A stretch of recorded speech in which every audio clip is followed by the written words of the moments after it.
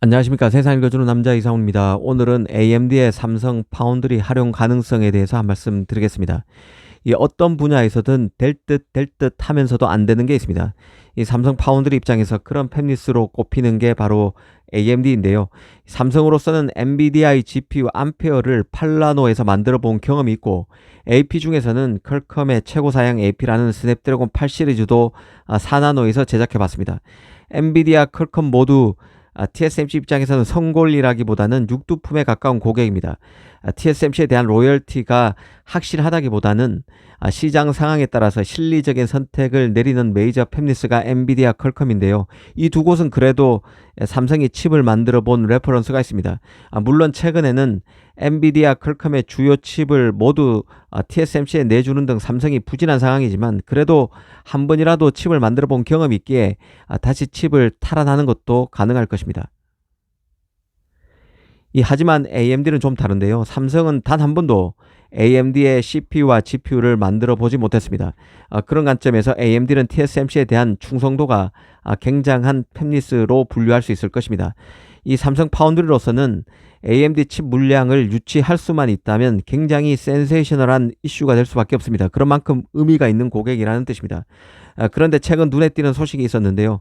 최근 유명 팁스터 감마제로 버스트가 AMD가 차세대 칩인 젠5 CPU 그리고 젠5C CPU에서 삼성 4나노와 TSMC 3나노를 활용할 것이라고 업로드했습니다. 그 근거는 링크드인의 직원 프로필과 프로젝트를 기반으로 방대한 데이터 목록을 작성해 보니 이런 결과가 나왔다는 것입니다. AMD가 젠5와 젠5C 코어 아키텍처의 4나노와 3나노 노드를 혼합해 사용하고 칩의 일부는 삼성 4나노를 활용한다는 것입니다. 미 IT 매체 WCC F텍도 감마 제로 버스트의 업로드 내용을 전하면서도 AMD가 그간 생산을 TSMC에 전적으로 의존해 왔음을 지적했는데요. AMD가 삼성 파운드리를 테스트해보거나 특정 다이, 가령 상대적으로 제작 난이도가 가장 낮다는 그 입출력, 그 IO 다이 등의 한정에서 삼성 파운드리를 일부 활용할 가능성은 있겠지만, 주요 칩 자체를 삼성 파운드리에서 만들 가능성은 현재로선 낮은 것으로 봐야 한다는 식으로 언급했습니다.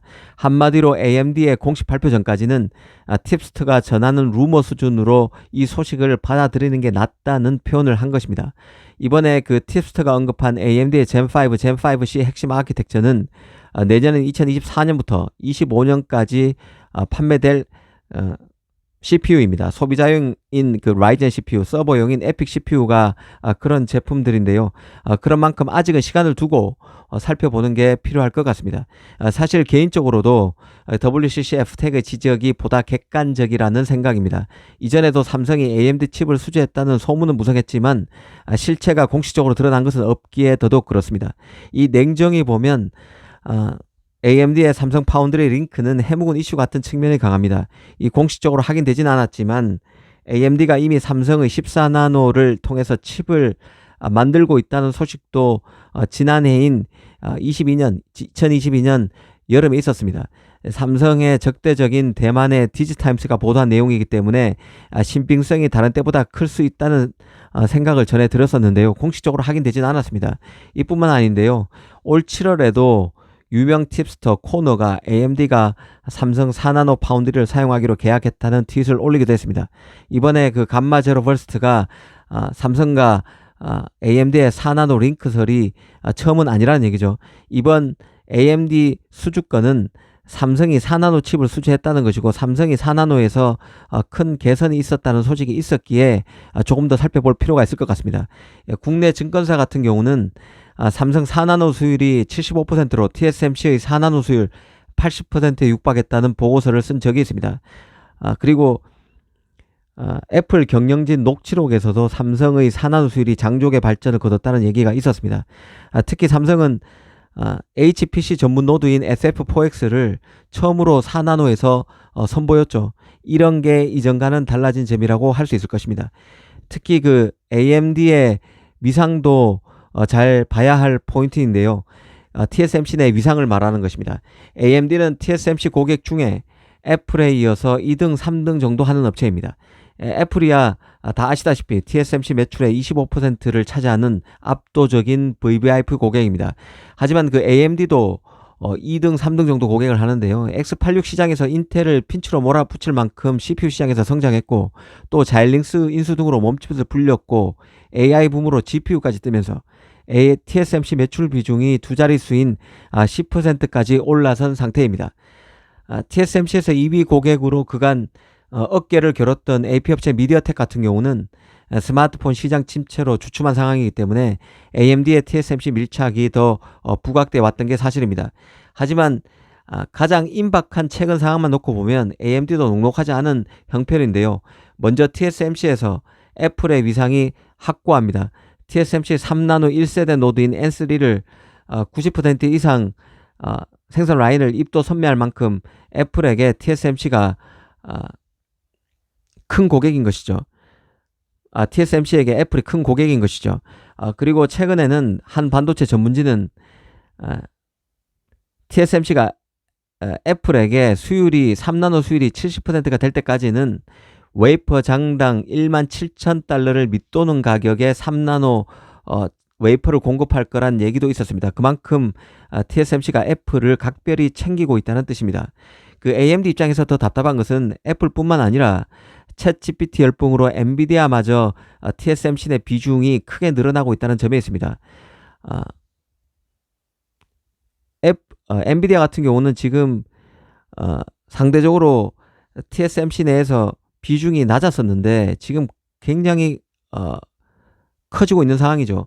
엔비디아 칩을 만드는데 그 후공정 라인이 모자라서 다른 후공정 전문 업체에 부탁을 할 만큼 TSMC 내에서 엔비디아 비중이 높아지고 있습니다. 더군다나 인텔도 외부 파운드리 물량을 TSMC에 거의 다 의존하면서 AMD를 압박하는 상황입니다. 그래서 인텔과 관련해서도 그 모건 스탠리의 보고서를 보면 내년인 2024년 인텔 CPU 가운데 최대 25% 정도가 TSMC 3나노급 노드에서 제작될 것이라는 보고서를 내놓기도 했습니다. 특히 인텔과 애플 이 서로 TSMC 3나노, 4나노에 적극적으로 몰리게 되면 AMD가 원하는 CPU 로드맵에 차질이 빚어질 가능성도 있는 것이죠. 이 AMD 입장에서는 그간 그 애플에 눌려왔었는데 이제는 TSMC 매출 비중에서도 자신에게 크게 밀려왔던 엔비디아, 인텔의 노골적 견제까지 받는 상황입니다. 이런 시점에서 이번 업로드 내용이 나왔기 때문에 주목할 필요가 있다는 생각입니다. 이 TSMC VVIP 고객 애플 그리고 GPU 시장의 최강자로서 AI 칩 시장을 장악하고 있는 엔비디아에 끼어 있는 게 현재 AMD입니다. AMD로서는 이 공급망 점검이 필요한 상황이라는 점에서 삼성과 링크가 거론되는 것 같습니다. AMD 입장에서는 일단은 그 TSMC를 최고 옵션으로 두겠지만 경쟁 팹리스와의 생산 캐파 확보 경쟁, TSMC 라이벌인 삼성의 양산 기술 개선 등등을 종합적으로 판단해서 이전과는 다른 선택을 할 가능성도 열려 있다고 보는 게 합리적일 것입니다. 이런 부분을 염두에 두고 AMD가 듀얼 파운드리 전략을 첨단 칩에서 활용할지 예의주시할 필요가 있다는 생각입니다. 감사합니다.